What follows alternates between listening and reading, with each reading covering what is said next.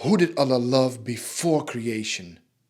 No one, because there was no one to love. Listen to what Bear says in his conversation with the Muslim. Before anything was created, what's the only thing that existed? Just God. So there's not another God. He's not multi-personal. So he's not a trinity. He's not a trinity. He's just one person. Who was he loving before creation? What's the answer? Not a person. We don't know. We don't understand love without. What do you mean we don't know? Me and you understand love in relation to something else, right? Okay. Because that is our understanding because we're humans, right? Okay. So you don't know. So you have no clue what Allah's love is. Hold on. What God's love is, how it manifests, right? How it manifests. We don't know all of it. We know some of it. We know how it manifests towards us. So you have no clue. You have no clue what Allah's love even means then. Is that what you're saying? No, I just told you. Whatever is relevant to me and you, we do understand that part.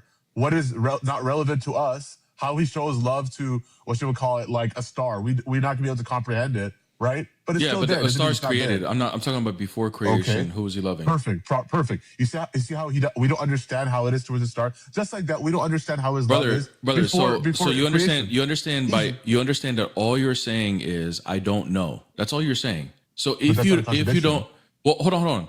It is a contradiction if we think about it, though. It's literally not. It literally is, because you said this makes sense, right? Yes. Okay, but you can't explain it. So it becomes visible that this Muslim doesn't know and doesn't understand how God can be a being that loves in essence when there is no one to love before creation. But if Allah is the real God, then he has to have love before the creation. But there was no one to love. It was impossible for him to love because he was unipersonal. So there was no one else. Or maybe you could say in Islam that there was still the Quran, and the Quran wasn't created, but he wasn't Allah, but Allah is one, but still there is something else that is uncreated.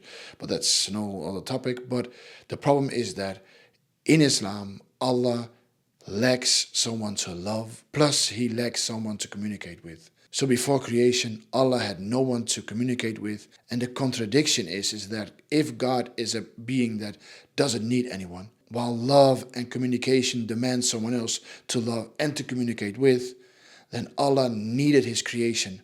While on the other hand, Muslims tell us that Allah didn't need anyone. Well, in order to communicate and to love, he did need his creation. And that is the contradiction. So it doesn't make sense to believe in a unipersonal God, like Muslims do, or Jehovah's Witnesses do, or anyone that believes in a unipersonal God. That being said, what is your opinion about this? Do you have an answer? Do you know better? Let me know in the comment section under this video.